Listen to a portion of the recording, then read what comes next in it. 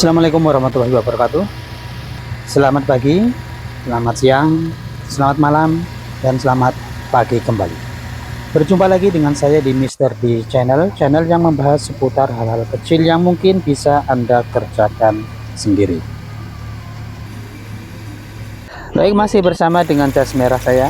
Seperti yang terlihat, saya sedang mengukur voltase mobil ketika sedang hidup. Ini ketika di player voltase sampai 15, bahkan sampai 16 volt. Ini jelas overcharge. Dan ini aki sudah saya ganti baru ya, yang aki yang kemarin melembung. Normalnya ya voltase ketika stasioner itu di angka 13 sampai 14, kemudian ketika di player itu masih maksimal itu 14, lah 14, di bawah 15 yang normal. Kalau sudah di atas 15 itu sudah pasti overcharge. Kita lepas dulu kutub negatif ataupun positif aki ya, terserah salah satu. Yang jelas aki harus terlepas ya, harus tidak boleh ada arus yang nempel. Kita akan melepas alternatornya, tapi sebelumnya untuk bagian sisi sini kiri ya harus terbebas ya, karena nanti akan dijadikan jalan keluarnya alternator. Kita lepaskan terlebih dahulu bracket setelan alternatornya. Yang sebelah kiri itu ada 2 baut 12. Tempatnya agak sempit ya, jadi lumayan agak susah buat yang tangannya besar. Jadi alternator sudah bisa didorong ke depan sehingga fan belt jadi longgar, kemudian lepas fan beltnya. Berikutnya lepas baut 12 yang ada di bawah alternator ya. Jadi baut itu sebagai as sehingga alternator bisa didorong maju dan ditarik mundur untuk setelan alternatornya. Di bawah situ harus ada baut 12 yang panjang. Dan ternyata punya saya ini yang di bawah bautnya tidak ada. Jadi yang di bawah hanya numpang di atas pangkonnya. Entah terlepas atau memang pernah dilepas tapi tidak dipasang lagi. Pada alternator ada 2 buah soket kabel ya. Yang pertama kunci 10, kemudian yang kedua soket kabel biasa, tinggal di klik kemudian ditarik. Nah, untuk melepaskan alternator ini lumayan susah karena tempatnya sempit, tapi bisa ya. Saya butuh waktu sekitar 1 jam kalau nggak salah ini. Putar, pegel, berhenti, putar lagi ya, kemudian boyokan, berhenti lagi, dan akhirnya sampai 1 jam bisa keluar alternatornya. Motuba saya ini ya, mobil tua bangka saya ini Jazz Easy Matic 2005. Kemarin ada yang sempat bertanya, loh kok rusak terus mobilnya? Ya namanya juga mobil tua ya. Dan sebenarnya enggak juga ya. Ini terlebih karena sering tangannya kegantelan, pingin bongkar-bongkar terus. Untuk kasus overcharge ini saya nggak tahu entah sudah lama atau baru kemarin ya. Yang jelas saya memang terlewatkan ini, nggak pernah ngecek voltase pengisiannya ya. Tahu-tahu kemarin aki drop, ternyata begitu saya lepas akhirnya melembung. Kemudian saya cek pengisiannya ternyata overcharge. Untuk cara mengeluarkan alternatornya ini saya nggak tahu ya, entah apa ada ya cara yang lebih simpel atau gimana. Yang jelas saya pernah melihat caranya seperti ini, ada yang menggunakan cara seperti ini ya. Tidak bongkar-bongkar yang lain tuh loh, hanya membebaskan sisi kiri, kemudian menekuk-nekuk selang AC, kemudian diputar-putar alternatornya bisa keluar. Ini sudah lama ini, 1 jam baru keluar. Untuk membongkarnya pada bagian ini ada 4 baut ini, kita lepas semua, kemudian kita lepas pulinya ya, jika ingin sekalian mengecek bearingnya. Tapi jika tidak ingin mengecek bearing tanpa melepas puli pun bisa ya, langsung dilepas dari sini. Setelah empat baut terlepas ya, tinggal kita pukul-pukul sebentar, pukul-pukul halus ya. Kemudian ini bisa terlepaskan. Kemudian di dalam ada 3 baut yang bisa dilepas ya, yang harus dilepas. Kemudian nanti ada 1 baut yang agak susah ya, jadi gulungannya harus dilepas sedikit baru baut yang 1 tadi bisa dilepas ya. Nanti prakteknya akan gampang kok, nggak terlalu sulit. Kemudian ini untuk IC-nya saya beli merek Denso, entah ini original atau enggak ya.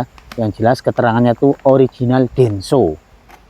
Dan di sini sudah ada juga sekalian karbon brushnya, full booster.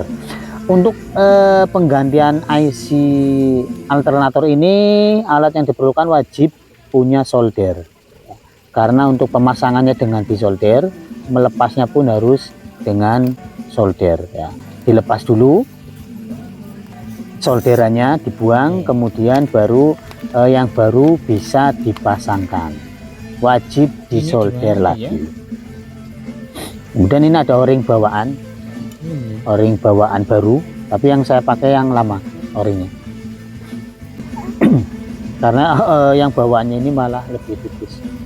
Saya ambil o-ring yang lama, saya pasangkan di IC yang baru. Ini ya, disolder kembali IC-nya. Kemudian setelah tersolder dengan rapi dan dipastikan kuat, kita pasang kembali. Untuk pemasangan ini nggak mungkin bisa kuat kebalik ya, karena ada 1 baut yang keluar.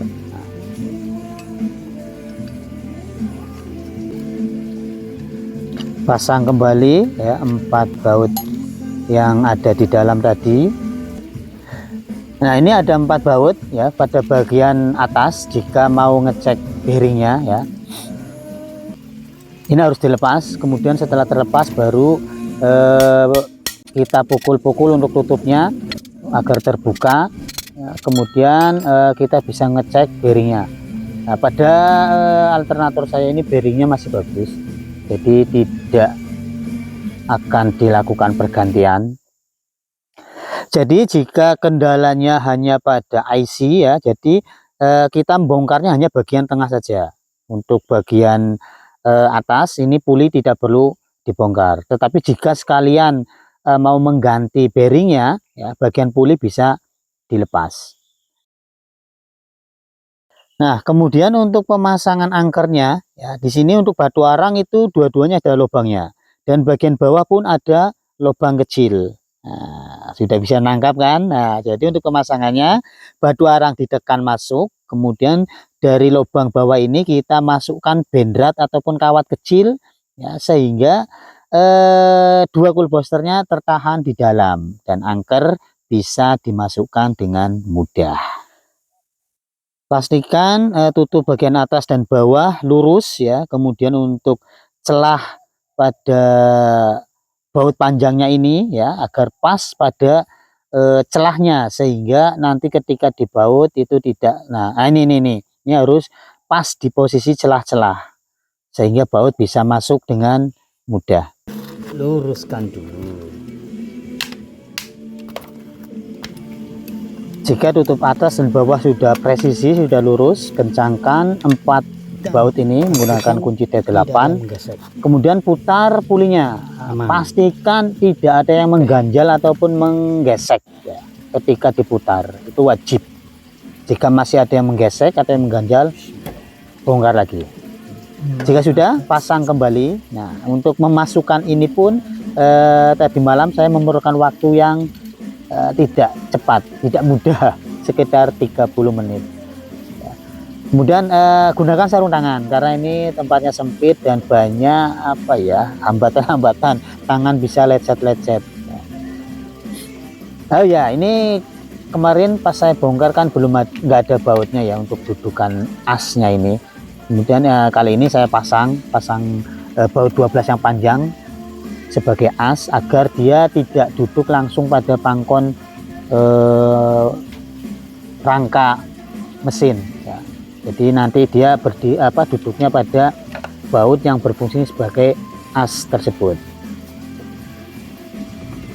Ya, untuk memasangnya ini tidak mudah untuk memasang bautnya ini.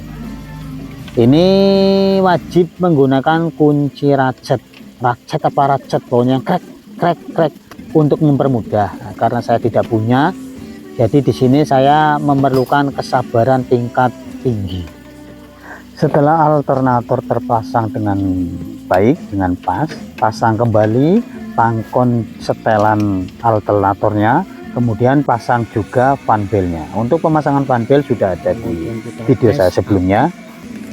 Kemudian pasang kembali aki, konektor akinya, kemudian tes tegangan awal, tegangan sebelum mesin hidup 12,8. Sekarang kita hidupkan dulu mesin mobilnya. Mesin sudah hidup, ada suara tikus di dalam, itu pertanda fan bel masih kurang kencang. Oke, enggak apa-apa, nanti kita kencengkan fan belnya. Nanti kita tes dulu alternatornya apakah berfungsi dengan baik. 12,7, 12,9,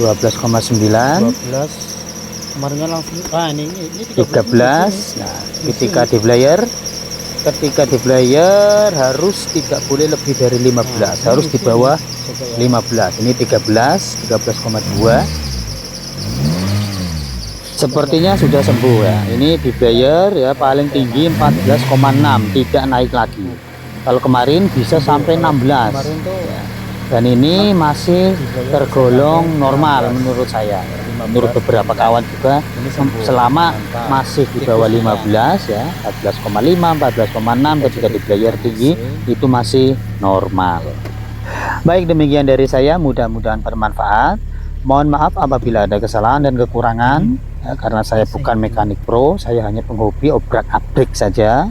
Dan di sini saya hanya membagikan apa yang bisa saya lakukan sendiri, baik salah ataupun benar, semua tidak ada rekayasa. Do it yourself, 1000% resiko ditanggung penumpang. Assalamualaikum warahmatullahi wabarakatuh.